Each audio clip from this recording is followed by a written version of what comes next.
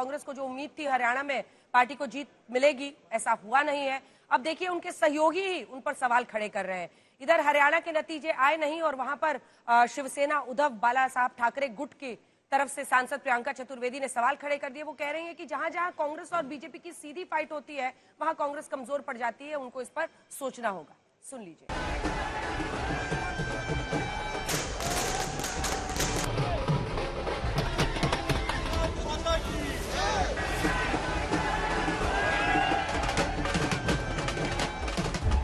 सारे के सारे अनुमान धरे के धरे रह गए। एग्जिट पोल फेल हो गए, कांग्रेस की उम्मीदें टूट गई।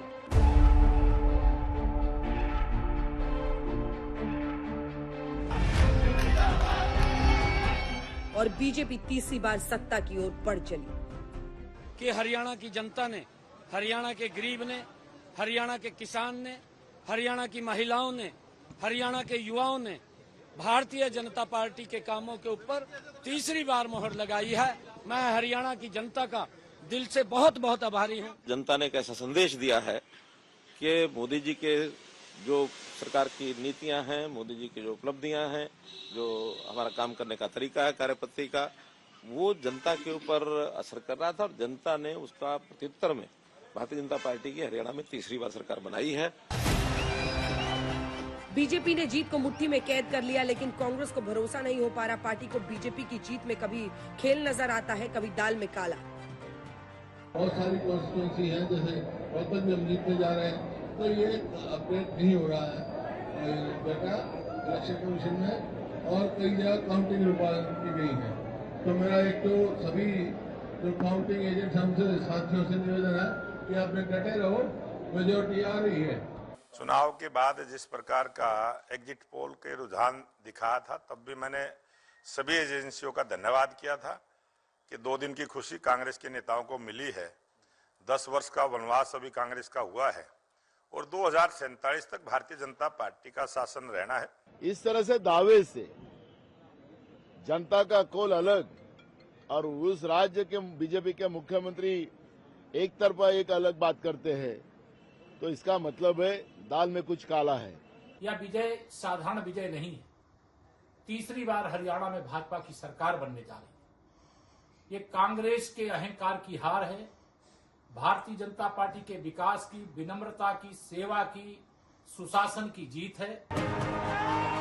पहलवानों के मुद्दे को तूल देकर कांग्रेस ने विनेश फोगाट को उम्मीदवार बनाया था। विनेश तो जीत गई, लेकिन हरियाणा की जनता ने कांग्रेस के दांव को नकार दिया। लोगों की लड़ाई तो लोगों ने जीती है, हमारा तो बस ठीक है, हमारा चेहरा था, लेकिन लोगों ने जो प्यार विश्वास दिलाया है वो 5 साल तक हम कायम रखने की कोशिश करेंगे, उनकी उम्मीदों पर खरा उतरने की कोशिश करेंगे।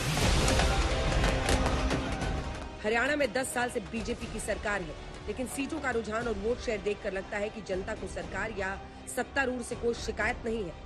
सत्ता विरोधी फैक्टर नदारद कहा जा सकता है। दूसरी ओर लगता है जनता को कांग्रेस की अंदरूनी लड़ाई पसंद नहीं आई। कुमारी सैलजा की नाराजगी पहले भी थी और अब भी है।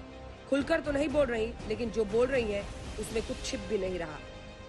फाइनल रिजल्ट तक देखें। आई नो अच्छा साउंड नहीं कर रहा है ये, लेकिन फाइनल रिजल्ट तक देखना तो पड़ेगा और उसके बाद ही हमको सोचना होगा कि क्या हुआ, कहाँ पर कैसे रिजल्ट आए और उसका कारण क्या था और आगे के लिए उसकी रिपरकशन क्या है। ये तो सब पार्टी के अंदर बैठकर सब चीजों को बहुत गंभीरता से हमें लेना होगा।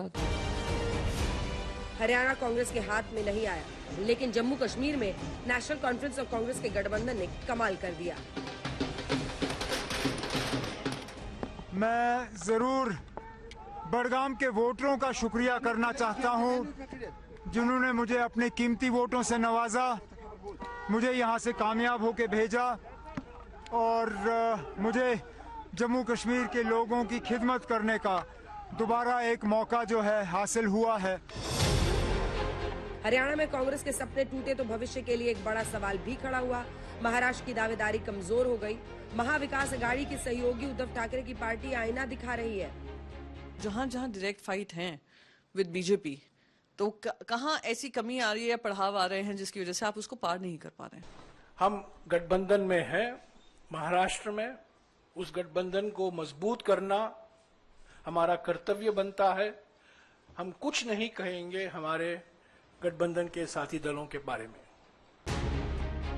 हरियाणा में कांग्रेस की हार ने आम आदमी पार्टी को भी शायद खुश कर दिया है। केजरीवाल डायरेक्ट नहीं, इशारों में ओवर कॉन्फिडेंस मत कर प्यारे वाला नसीहत दे रहे हैं। किसी भी चुनाव को हल्के में ले लेना चाहिए। अभी तो पता नहीं नतीजे क्या हैं, लेकिन आज के चुनाव से सबसे बड़ी सबक यही है कि ओवर कॉन्फिडेंस मत करना कभी भी। किसी भी चुनाव को हल्के में नहीं लेना चाहिए। हर चुनाव कठिन होता है, हर चुनाव में हर सीट कठिन होती है। हरियाणा के नतीजे कांग्रेस के लिए बड़ी चोट साबित हो सकते हैं। जिन राज्यों में चुनाव होने हैं वहां सहयोगी हावी होंगे। महाराष्ट्र में सीएम पद पर दावेदारी कमजोर होगी। आज तक ब्यूरो।